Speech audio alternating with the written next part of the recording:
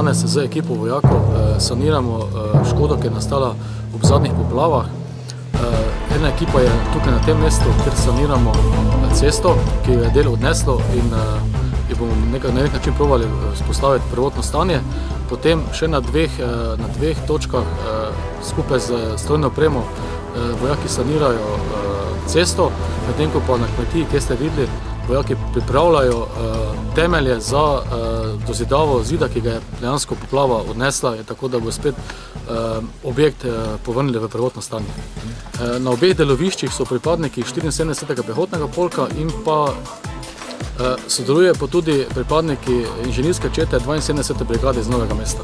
Poklicali sem, včeraj smo prišli sem pomagati, gre pa za eno kmetijo, ki jim je tu, oziroma vode so jim tu podrle del stene in to zdaj pač saniramo.